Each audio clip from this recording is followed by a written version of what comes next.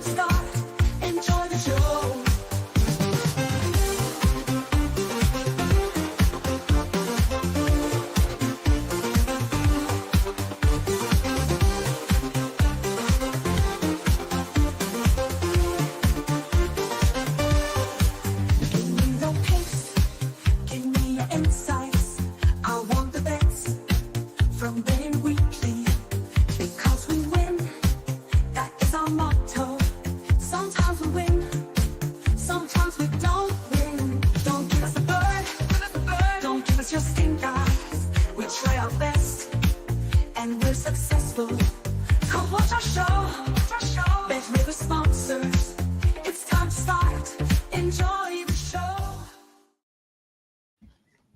Welcome aboard, everyone, to Betting Weekly Live. It is Friday, the 25th of April. You with Steve Wyss and Nigel Seeley. Plenty to discuss today, Nigel. Tennis, football, FA Cup semi-finals at the weekend. How's things with you? Very well, mate. 8 months to Christmas. Looking forward to it. I'm looking forward to it indeed. And more importantly, 2 months to my birthday. So get the early birthday wishes in if you want to get the early birthday wishes in. But yeah, looking forward to it tonight. No Premier League matches, but a really intriguing championship to match. Some matches across Europe, which I know you're involved in. Obviously, the tennis season is hotting up over here in Europe like the weather. And there's some in-play action over in Madrid and some matches for tomorrow. Obviously, Sean Calvert's previewed today's matches and had a winner on Betting Weekly Game Bet Match and a loser as well. One bet, one loser. And I'm going to take over and give you some bets for tomorrow, as well as the soccer. Look, big weekend of football over here in the UK as well, and the Premier League and in the FA Cup semi-finals at Wembley. Yeah, well, welcome in, everyone. Ming Chung, Daniel Lucani, Ian Messina, Byron as well. Put in your best bets for the card, but as I think there might be a delivery driver at my door, but my daughter's going to deal with that. I thought it was last orders at the bar, Steve. You'd see me rush if that was the case. I get so many parcels come through. It's the wife ordering all sorts of things and everything like that. But absolutely, it was a good night for me last night. Thank you to the person just labelled A. Real Betis match did me really well. The match in Sweden as well. But you say we've got 3 matches to talk about on the soccer card today. Put in your best bets in chat. We'll start with the game in the Championship. And this would have been a match that I was intending to have a really big eye on this one, being a Leeds man. But we've done our business. We've got promoted now. Stoke City against Sheffield United. Sheffield United now in the playoffs. They know that. Stoke City still need points against the relegation. These odds would have been probably different, Nigel, a little bit, if Sheffield United were in the top 2. But, Stoke at plus 138. This is where motivation surely becomes a big factor in the season, doesn't it? They would have been massively different, Steve. Not a little bit. They would have been hugely different. If Sheffield United needed to win this to force into the top 2 or automatic promotion if one of the other teams had slipped up, I think Sheffield United would have been around about minus 130. I think that's the kind of difference you would have seen here. The big problem for Sheffield United, though, is what incentive is there for this match? What incentive is there to put out a strong side? What is the risk? The risks outweigh the reward massively tonight for Sheffield United, and they're travelling to a Stoke side that need one more win to secure promotion. Avoid relegation in the Championship. And I think they've got a brilliant opportunity tonight against Sheffield United. A massive opportunity. If you look at Stoke's final day of the season, sorry, I've got a bit of a sore throat. Stoke will go to Derby on the final day of the season. They do not, or they play Derby. I think it's at Derby, but they don't want to be going into the final day of the season thinking that results go elsewhere. They could get relegated. They've got to get a result. This is on their own turf. This is against a side that must be absolutely demoralised.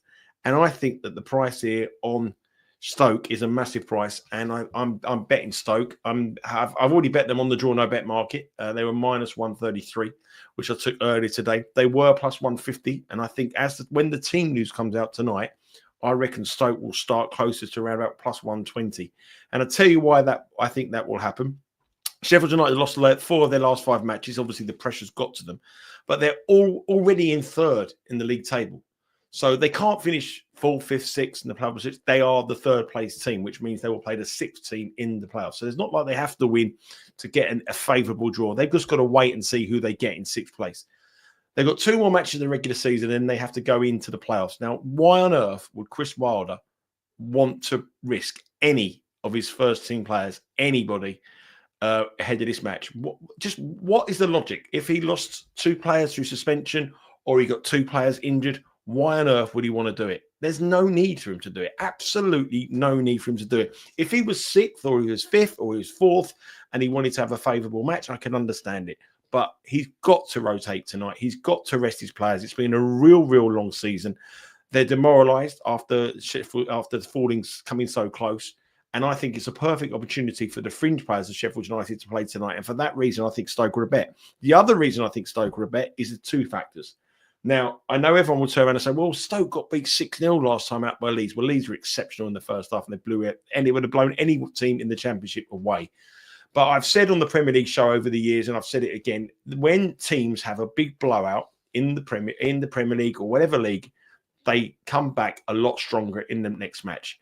Most of them, I think it's about 85% of the match. If you went back through the last top 20 defeats in the Premier League, the following match, the team that's got beaten, about 85% of them have gone under 2.5 goals the next day. The manager, Mark Robbins, is a proud man. He will be working on defence. He will not want them to play any defensive, any work like that. There'll be a much better defensive unit. And the other thing, Stoke are very good at home. Their away form has been dreadful this season, but since the start of this year, they've only lost 1 match at home. Since the start of 2025, that's 12 matches, and that was against Middlesbrough. Prior to that, they got beat on Boxing Day by Leeds as well. And I just got a feeling this is a perfect opportunity. And Stoke need 3 points to avoid relegation tonight.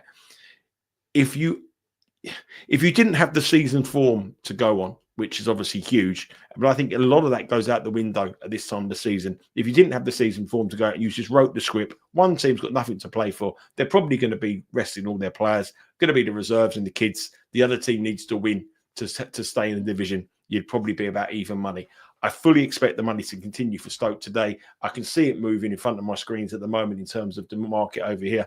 And I think that Stoke will start closer to sort of plus 120, 125 come kick-off time. Yeah, I mean, an hour ago, I got this information from the traders. 64% of the money and 77% tickets are on Sheffield United, but that's going to change before kickoff, surely. Well, I mean, I think a lot of people, Steve, I think a lot of people just look at the season form and think that it's too good a price to get on Sheffield United. And how can they be that price? I mean, we work in a world of analytics and data, and every data bot and everybody we're looking at saying, well, Sheffield United are better here tonight, because if you go back when they played this certain team who were bottom 6 or bottom 7, they were minus 110. Tonight you can get them 2-1. It's not factoring in what is up in the next couple of weeks for Sheffield United Football Club. Sheffield United Football Club is not about this match. It's not about their final match of the season. It's about getting everyone prepared, getting the club focused on going into the playoffs, because so many teams that finish 3rd in the playoffs bomb out because, you know, they've just been so close to making it into the final positions that they bomb out. And Chris Wilder's got to get his side ready for that. And I think he doesn't want to risk any of these players. If anyone gets injured or anyone gets suspended, then he's got big problems. So for me, Stoke need it. Stoke, to use one of your famous phrases, it's a difficult place to go on a Friday night. But I just think that Stoke will win this. The line has moved a little bit. I'm involved at sort of plus 150 and minus 133 and minus 125 on the draw no bet market. I just can't see Stoke getting beat. Really can't see Stoke getting beat. I looked around at some props as well, all heavily involved in Stoke players, because you can't really have a bet on the Sheffield United props because you don't know what team Chris Wilder is going to pick. So if you just put it into perspective, Stoke have so many different goal scorers this season and nobody's really run away with being the top goal scorer. They've got Ali Al-Hamadi, who's coming from Ipswich, who's probably going to lead the line, who was at Wimbledon last season. But you look at the market, it's plus $6 a Stoke favourite. So it shows you how anybody can score from the pitch. They're very good on set pieces. Sheffield United are obviously very good from set pieces. They score an awful lot of goals from set pieces, both these sides. I think it'd be quite a bit of a physical battle. Sheffield United are obviously the more robust side. But Ben Wilmot has been on the goal scoring lists in recent weeks for Stoke. He scored 3 goals this season. He scored in the match against Sheffield Wednesday in their last home match, which was on a Friday as well. Ironically, if you like betting on your Fridays, he scored on the Friday. He's 33-1 to score the first goal, and he's 14-1 to score at any time. He scored 3 goals.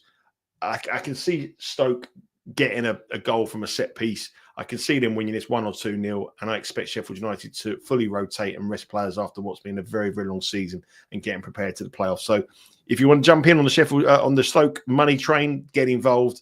But if you don't want to be involved, then look for a prop there. And Ben Wilmot at 33-1 to score the first goal and 14-1 to score any time would be my idea of a decent money prop to give you a bit of interest in the match. Yeah, that is a big price for a prop. Indeed, there, an update there from producer Troy behind the scenes. 76% of the money is now on Stoke. People have been listening to you, Nigel, live on air here. The money's coming now for Stoke City. I mean, I listened to both managers after in the press conferences, and I mean, Mark Robbins said that his team got exactly what they deserved against Leeds, a good hiding, in his own words. Chris Wilder said that he wants to get to 90 points. He wants to break the club record for points. But he also said it's his obligation to protect players who need protecting. So that is code, really, for this game. That I think it could be quite a weak Sheffield United 11. So, I think Stoke, that's the play. And I think come kickoff, you're right. What, plus 110 you think they might go up? Plus I don't know if they go that low. I mean, they need to rest at least half the team to be that kind of low. I mean, obviously, they're the third best team in the division by some distance as well. You know, they clear on the metrics. They're the second best team in the division behind Leeds. I mean, Burnley have just done it from their defensive strength, but obviously they've run into a real bad form in the last few games. And coming into this match, even if they needed to win the match, could you trust the side that lost 4 of their last 5 going into the final stretch? I just feel that they're leggy. Sheffield United looked leggy to me. That game against Burnley, there was no intensity in a match that really the winner of it would be getting into the Premier League. You would expect cards, you would expect bookings, you would expect fight. There was nothing from Sheffield United. They looked a very, very tired team. This is a very good manager in Chris Wilder. He's an experienced manager, and he doesn't really care about the record. That's people, fans, and that's journalists asking that question. What he cares about is getting everybody fit and ready for the playoffs, which start in, less than 10 days now. Who wins the playoffs? Who do you think is going to take those playoffs? Because I think it's a really difficult question at this point in time. I'm actually leaning Sunderland myself. Well, they're not playing well. They're not playing very well. Yeah, but they know they've been in them for ages. Sheffield United. I think the race. I always like the teams who come in with a late charge, and I think the team that's going to come into 6th in this at the moment is going to be the side, whoever that may be. I'm hoping that it's Middlesbrough, because I'm on Middlesbrough. It'll be Coventry, Middlesbrough, or potentially Millwall. Bristol City have got to go to Leeds. So that could be a good time. I think that the race is on for that 6th spot. So the intensity levels for those players each week is like a playoff. And I think it's really, really hard to drop your levels and then go straight into the playoffs. So it may not sound like the obvious play, but I think whoever manages to get that 6th and feels full of confidence going into the playoffs may actually do it. But, I think Sheffield United would probably be a fade for me. Yeah, they've been so close and but tonight they're a fade as well. So I'm very heavily involved in Stoke tonight. Byron Murrill has got his best bet there. Utrecht money line, Haller anytime. ATGA, what's that? Anytime goal scorer. Yeah, okay. I put 8. I use a different phrase when I do that. Rodriguez as well. And he likes Stuttgart -1. We're going to talk about that match soon. Grazza says, can you stop putting so much content out? That's anytime goal and assist, surely. Anytime goal and assist. That's got to be, isn't it? Yeah, it's got to be that. Yeah. Grazza can't keep up with the content. Disky stats. I don't think Nigel's going to be able to do that rap, which I mentioned yesterday. His voice is a bit dodgy. What was that? We were talking about, like the intros at the start of the show. Someone put a request in that you did a rap for one of them. I'm not sure. I'll do a rap. Not today, but I'll do a rap. If Stoke win tonight and Wilmot scores the first goal, I'll do the Wilmot rap on the Instagram account later on today. Watch out for that. Steve from Lynn, good to see you. And I'm glad you got on those bets yesterday. Lovely sells as well. COD Gaming, thank you very much. Good to see you. Meninda as well. Would you take a Wilmot shot at evens in this game? I would. I would. I think that he's going to be a huge factor from set pieces, and I think that's where Stoke will get at them. And if Sheffield United do rest their central defensive partnership, which have played a lot of football this season, I think they'll be vulnerable. He's a big guy. He's a big unit. He scores, and I think he'll cause a problem today. I think all the props you've got to be involved in Stoke players, but Stoke share the goals around. Have a look at the amount of goals Stoke scored this season. I think the top goal scorer for Stoke this season has got 6 goals. No, he's got 10. Thomas Kennedy's got 10. They've got 10. They go 7, 5, 4, 3, 3, 3, 2. Like, there's a load of them. So there's one guy, Thomas Kennedy's got 10, but the rest of them they're all sandwiched amongst each other. So yeah, I think it's a bet that I quite like, because I like teams when they share the goals around. That is where they will be. And obviously the top goal scorer, Thomas Kennedy, doesn't play for Stoke anymore. He plays for he's at Sheffield United, isn't he? Yeah, so he's left. So that will be another reason why they won't get a goal. Fair to say, Cannon's been firing this season, right? He has been firing. He certainly has. Okay, William Middleton, good to see you as well. Bastian Costa as well. All right, we're gonna move on to another game today, and I'm gonna pick your brains about this a little bit, Nigel, in terms of general theories. Really, it's PSG against Nice in Ligue. PSG going for that unbeaten season, of course, domestically, and minus 143 here. This is the biggest odds they've been at home to win a match this season domestically. Only 2 of the matches the whole season they've been bigger, and that was against Manchester City and Liverpool in the Champions League, where they were plus 150 and plus 140. So, I mean, the odds actually for this match opened up for PSG at minus 330. And there's obviously been a lot of significant money for Nice since then.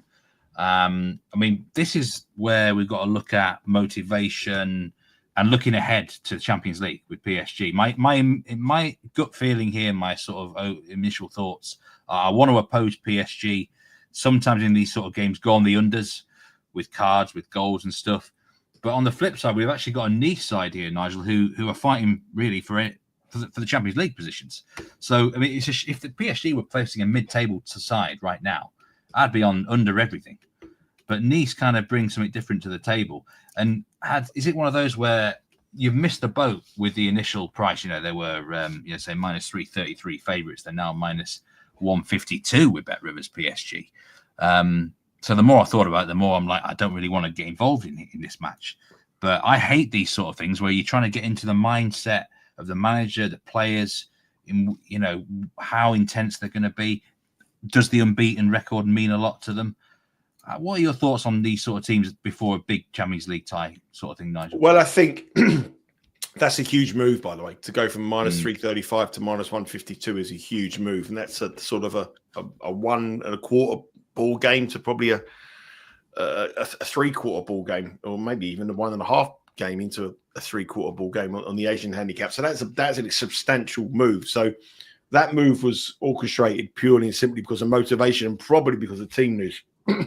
So the team tonight will come out with a lot of players that won't be recognisable to anybody who's been betting PSG this season.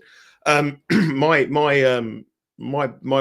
thought process would be not to get involved. Actually, now I think obviously it wasn't rocket science, was it, that Paris Saint-Germain would be looking ahead to the Champions League? We saw a very, very poor performance from Arsenal in midweek against Crystal Palace.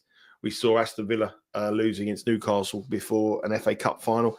It's something that is a tried and tested formula that's gone on since the Champions League came into start, and especially in leagues like this where teams have wrapped the season up and have nothing essentially to play for. If they were involved in a title race, it'd be very, very different. So I don't think the minus 143 price is wrong, but clearly the minus 335 and the huge start for Nice was clearly a huge, huge error.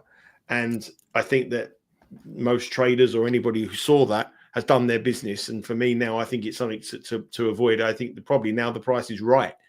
So, it is always the way, whenever teams have these Champions League matches, whoever they are pretty much a fade the week before, the week after. And if you've done that blind over the years of the Champions League, you would have shown a huge profit. So whoever come up with a minus 335 price on them against a side that are fully motivated trying to get into the Champions League, well, that clearly was a huge error. But now the market is adjusted, and I would suppose probably now the price is right. I wouldn't advise anything unless you could find the prop on a Nice player or a Nice goal scorer or someone or needs to get more corners or something like that where they've got to attack and Paris Saint-Germain can soak up, because that line won't really move. You know, the money line moves, the Asian handicap moves, but usually like the lines and corners and stuff like that, they're the last things to move. So perhaps look at a prop like that to get involved in, rather than actually on the money line or the main markets with the most volume. Yeah, I mean, this match is tricky because the PSG 11 is really hard to predict. And also the Nice 11 actually is quite hard to predict, in my opinion. This is a manager who often mixes it up. We know the tactic, we know the style he's going to have. Frank Eyes, who he actually has a good record against PSG in his career, has a knack of getting results against them. Nice as well, actually, as a club, have a good record against PSG, beat them last season.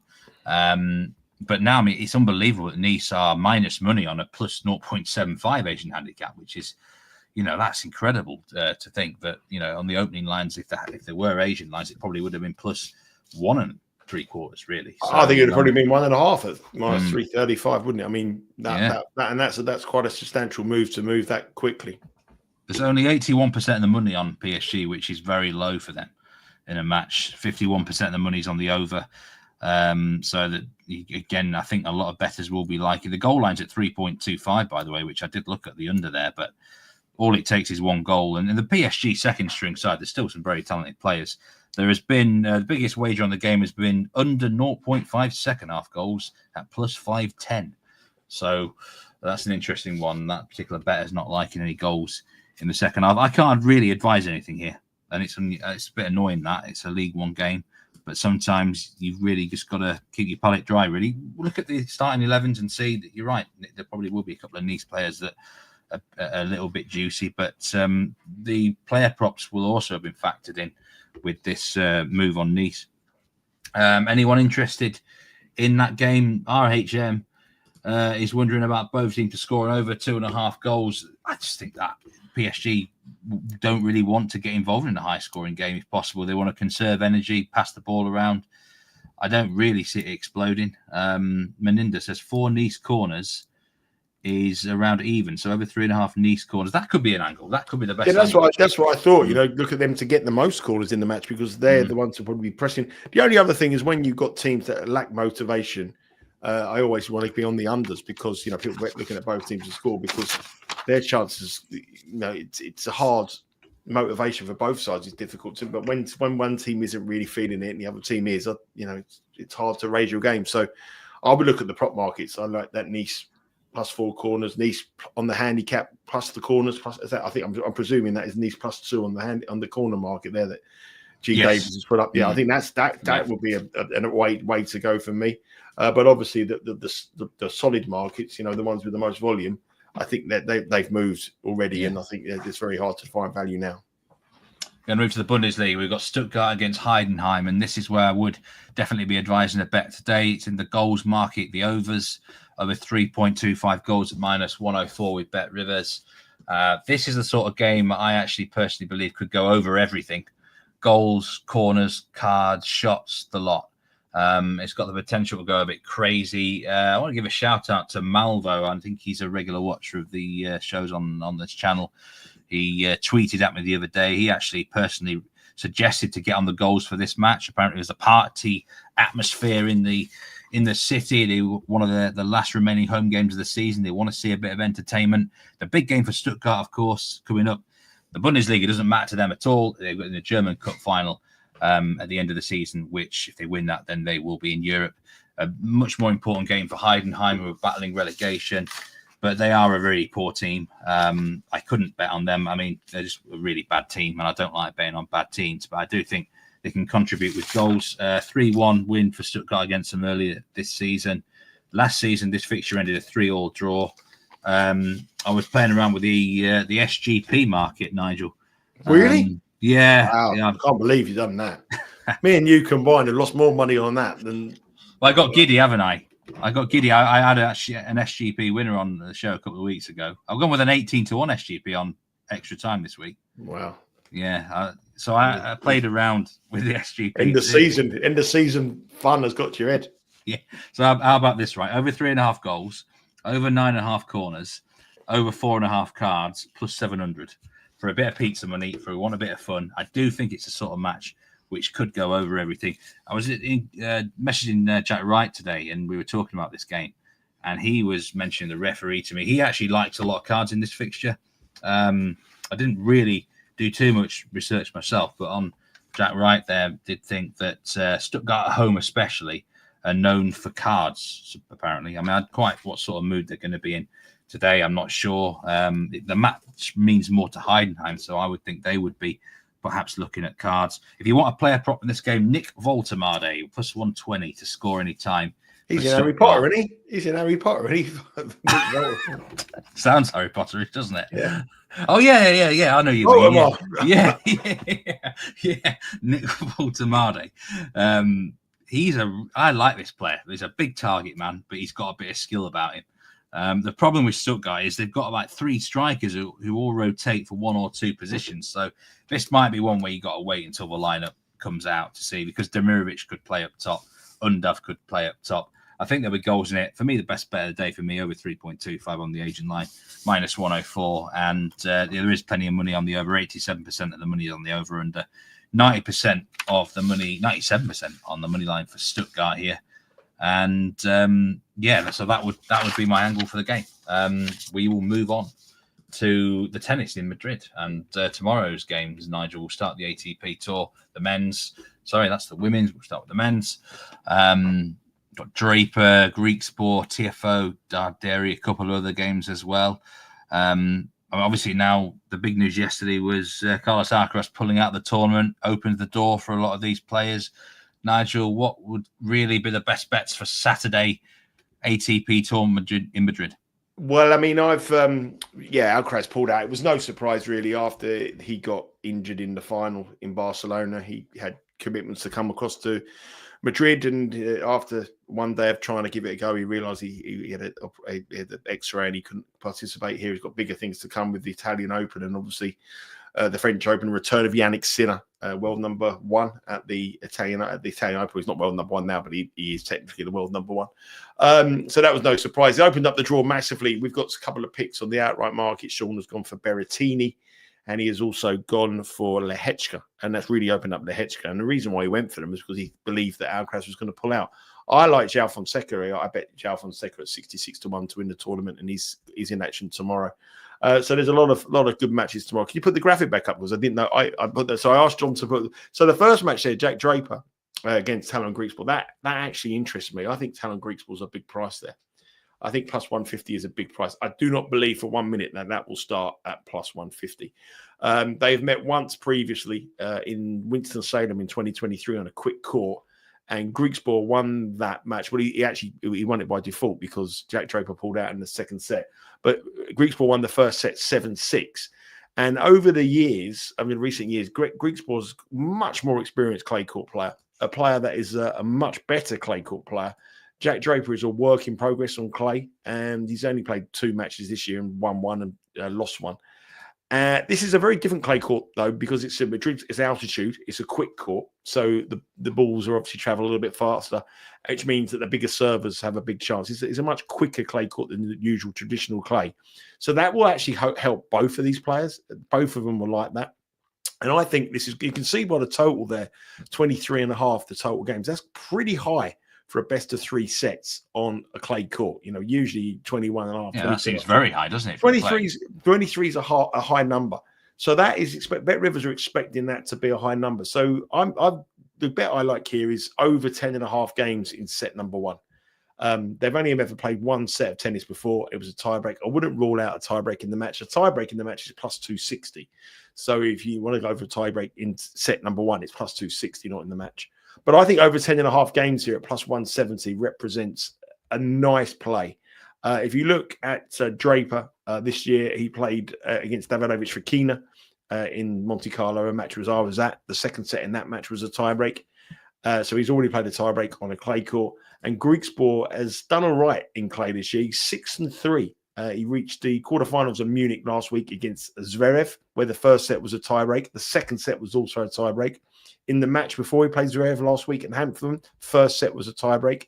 And in Monte Carlo, he played Fils. First set was a tiebreak. And if you look at the Marrakesh tournament, where Darderi got to the final, 3 sets of his 4 matches all went to a tiebreak. So you're looking at a man here that has played 4, 5, 6, 7, 9 matches on clay this year, and 1, 2, 3, 6 of the first sets have gone to a tiebreak. So these will be very hard to break. So a tiebreak or over 10.5 is set number 1, but I also like Tallon Griekspoor on the money line. The next match I like is Alexandre Muller against Hugo Humbert. This is a clash between 2 Frenchmen, 2 friends, 2 players who have got big games. Muller's a player who's actually on the up. I think Muller's a player that can break into the top 30 in the world. He's currently 39. Hugo Humbert, clay court season isn't his time. He's really a grass court player. He's not really a clay court player, and he's injured. He's got a problem with his injury. Last week, he was injured in Munich, and he got beat by Marijan. We tipped him up to lose that match. He lost in the first round at Monte Carlo as well against Popperin, which was a poor performance. And as I say, clay isn't his surface. They've met once previously, which was on clay. It was a long, long time ago. It was 2017, which is pretty irrelevant, really. But Muller won in straight sets. And I think given the injury here for Humbert, Alexandre Muller on the up, I think the surface will suit him. I think -110 is a bet. It's a little bit cooler tomorrow, so that will be a little bit of a one for me. So Alexandre Muller, for me, -110 tomorrow. Tallon Griekspoor +150, and I'll be over 10.5 in set number 1, Draper Griekspoor. And for pizza money, take a bit of the tie-breaking set number as well. The other 2 matches I haven't really got an opinion on, but Bet Rivers have got 29 different markets available on all the matches tomorrow. And they've got a full array of betting markets on the tennis in play as well. So, yeah, that's what I'll be doing. Yeah, and there was a big bet on Tallon Griekspoor yesterday, actually. $10,400 at -334 against Kopriva. Obviously, that was a winner. So well done to that particular bettor. I was talking with Rory Giuani yesterday on the live show. We were mentioning about the altitude in Madrid. I actually didn't know that was a thing. I didn't realize it was so high there. Oh, that's one of the highest European capital cities. Second highest, apparently. Yeah, I think, yeah. Behind Andorra, which, I mean, you learn something new every day. I didn't know that. We were talking about the Emma Radacanu game, and Rory was actually saying he quite liked the look of her. Now, someone has asked in the chat here, and the person labelled A, have you got any tips on the in-play? She's playing right now. She's a set down. She's got very lucky. I mean, she's a set down, and Kostyuk is a very good player. I mean, she's a player that, if you looked at your analytics on tennis, Marta Kostyuk was a player that everyone expected to break through way before Radacanu did. She's a real good player, but she's just had the trainer on for an injury concern, and that would be a worry for me. I mean, Radacanu is set down. It's going with serve in the second game. It's 1-0 to Radacanu, and it's 15-all. Kostyuk is -139 now, and Emma Radacanu is +107. So it's a picking game. And the total here is 26.5. I think if I was going to have a bet, I'd be over the total games. I expect Radacanu to win this set. She's the favourite now, Radacanu, to win the game. Well, nearly. I think 26.5, over 26.5 at -110 was the way, because Radacanu matches are so erratic. They're in and out. I mean, I watched the game of her playing in Miami against Navarro. It was the most craziest women's tennis match I've seen. I've seen a lot of crazy women's matches. They couldn't hold their serve. It was crazy. And Kostyuk's in a bit of a slump here. So the bet I would suggest anybody now to bet the over 26.5 games at -110. I think this could go all the way to a third set. And I would expect Kostyuk to get the treatment she needs and be probably fit to go into a third set. And obviously, if you do get a withdrawal, she's got the advantage of getting your money back if it does happen. So yeah, that's what I'll be looking at now. Yeah, honestly, it sounds sometimes like betting on the WTA tour. It must come with a health warning. The amount of and a wealth warning. It seems to be break of serve after break of serve. Especially on clay. But Emma Radacanu now -117 in play. She's the favourite to win the match. Let's see how she gets on. Talking of the women's matches, tomorrow's games here. We've got 4 potentially to talk about. Which is the best bets from this card, Nigel? Well, I mean, you have to leave him on the screen for a little bit longer. I will leave him right there. I asked him to put Shnaider v. Sevastova is an interesting one, because Sevastova beat her fellow countrywoman Ostapenko, and that was a big win for her. And when anyone has a big win, you know, Ostapenko's been in great form. When they have a big win, I like to oppose them. Shnaider is a real proper player. a player that's I thought could be destined into the winning majors, but she's had an awful year. But I got a feeling that she will win that fairly comfortably. I think there's always a letdown when you have a big match, a big win, and I believe that Sevastova had a big win. So I'd be looking at getting it with Shnaider on the handicap there, not the money line at 230. We don't do minus 230 shots here, but I would play on the Asian on the game handicap, probably 2.5 or 3.5, something like that. If I was looking for a dog, I think I'd bet Donna Vekic to beat Emma Navarro. I'm not a fan of Emma Navarro. I think she does things really, really difficult. She gets involved in more and more long matches. She makes it really, really hard for herself. She struggled in the last round against a 19-year-old Maya Joint, who had the opportunities to beat her, but she just used their experience and come through. She got beat by Ostapenko in a long match in Stuttgart in the round of 16. And I just think she's a player that sometimes she just makes too many mistakes and then she has to rely on a big game to come back.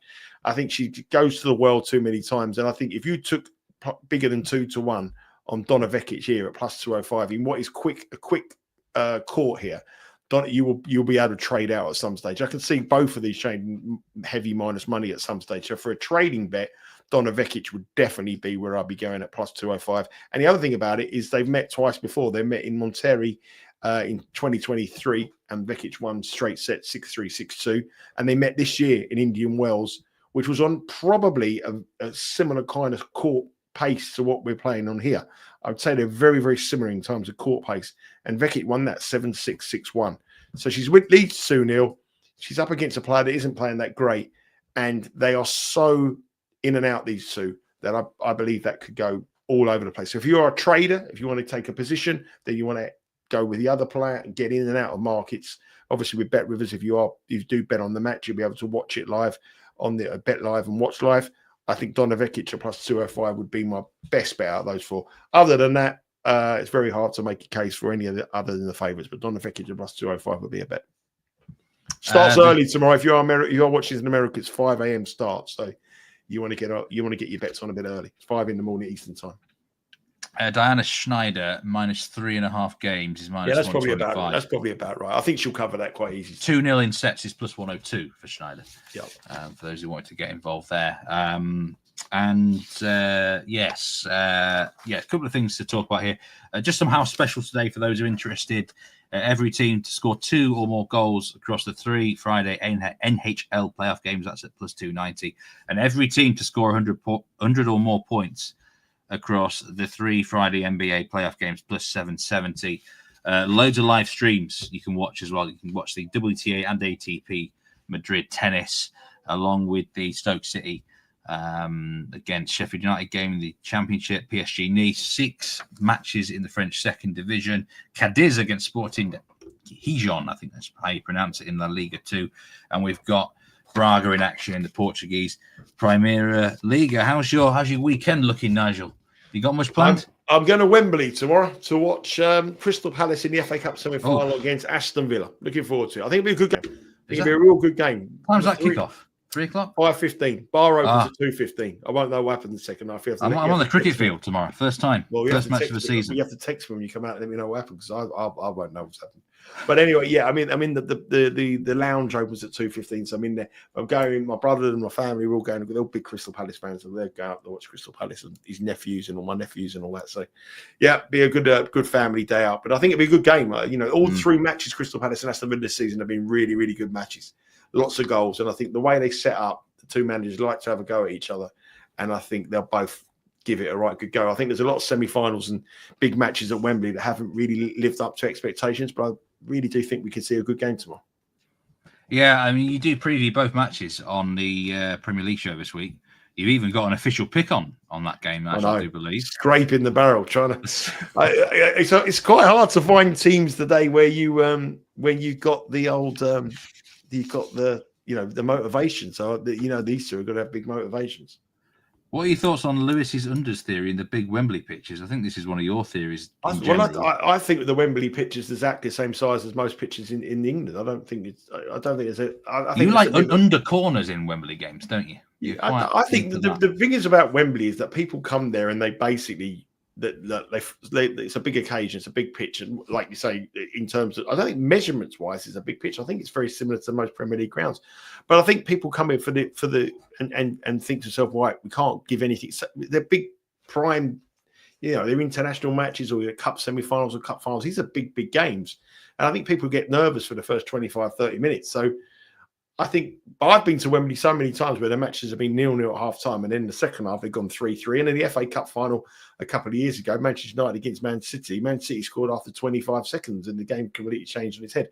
So I don't know. I think unders matches are really about it's like boxing matches. Some boxes you go up and it'll be a bad fight, and some boxes you put them together, it's going to be a good fight.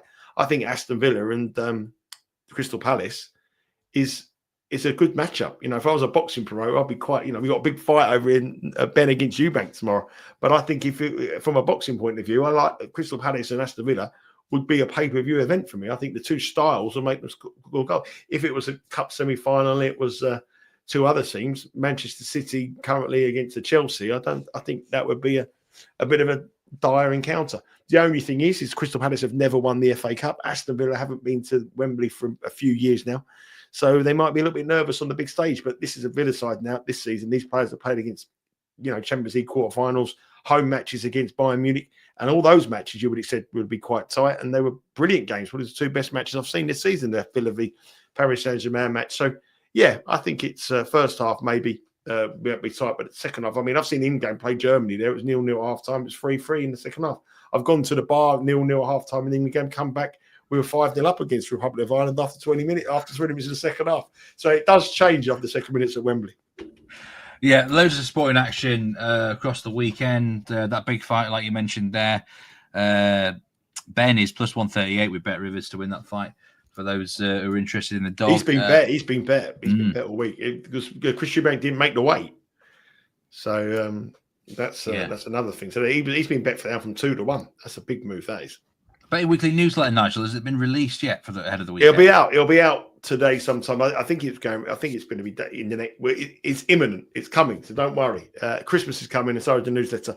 Go to bettingweeklystudios.com and sign in. You'll get on it this week. Picks from everybody on the weekend slate. There is the link. Producer Troy loves Ben. Plus money against Eubank as well. So there you go. If you're interested in boxing, maybe you could have a nibble there. I saw with Eubank, his dad's not even going to show up or something. They've fallen out. Yeah. I didn't even know. I mean, I don't know. I'm not into boxing like that. There's other people to ask than that. But seemed a bit of a shame for such a big fight. But yeah, have a great weekend then, Nigel. Thanks, at mate. Wembley. Cheers. Enjoy it. And yeah, great to see you. Cash all these tickets tonight. I say my best bet is in that Stuttgart game against Heidenheim over 3.25 Asian goals. Would you have a best bet for tomorrow in the tennis out of those that you mentioned? Over 10.5, set one, Draper v Griekspoor. Very good bet, that one. And I think Griekspoor's a big price at plus 150 to beat Jack Draper. Jack Draper cannot be trusted. Jack Draper's summer now is all about Wimbledon. He's going to come to Wimbledon, try to win Wimbledon, and win it on his home turf. But on clay, work in progress. Just a quick one before we go. Real Brandon King here is mentioning first half unders in both the semi-finals.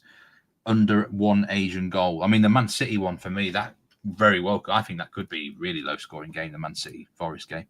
But I know you think the Palace match might be a bit more open. Well, I've bet over 2.5 goals in the Palace game, so I can't really advise that because I'll be cheering goals. So I definitely like you. I think that the Man City game is going to be the one that I think will be quite tight. I think it'll be cagey, but I just got a feeling tomorrow's one will be quite an open match. I just think the way they play and what we've seen they've played each other 3 times this season. Every single one of them has been brilliant. So I'm hoping for the same again. And Crystal Palace edge it. Good styles. Yeah. Well, thanks very much, Nigel. Take care. Have a great weekend. And everyone, remember to gamble responsibly and cash those winning tickets. We'll see you next week on Betting Weekly Live.